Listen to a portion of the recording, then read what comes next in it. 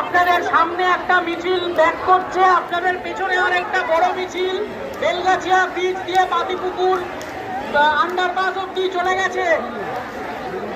যারা আরজি করে সামনে দাঁড়িয়ে রয়েছে